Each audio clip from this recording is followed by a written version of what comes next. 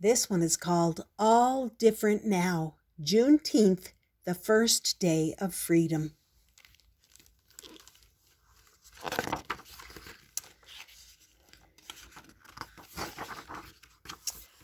A June morning breeze off the port blew the smell of honeysuckle past the fields, across the yard,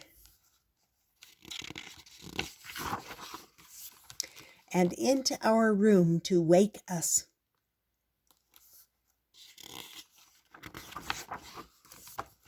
And nobody knew, as we ate a little, talked a little, and headed to the fields as the sun was rising, that soon it would all be different.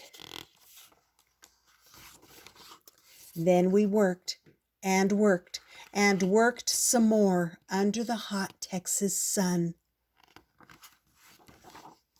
until word spread from the port to town, through the countryside, and into the fields. Look at that.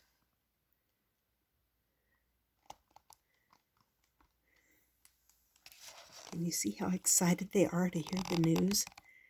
Wow, those are some great pictures. That a Union general had read from a balcony that we were all now and forever free, and things would be all different now. I watched as my Aunt Laura sang as she held her baby. Mr. Jake, whom some say was 100, cried quietly. And a group of grown people bowed their heads and whispered things to each other I could not hear. My mama held my hand softly and looked beyond as another breeze blew over and everything fell to a hush. But later, Papa, Mama, the aunts and uncles, and all of my cousins had an afternoon picnic by the water. My baby brother crawled around our blanket as we listened to the sounds of the waves. And as more people joined us, we ate as a free people, laughed as free people, and told stories as free people on into the night. What was before would be no more. As we walked back home, the cool of the night soothed our tired feet that padded quietly past the shadowy fields of cotton.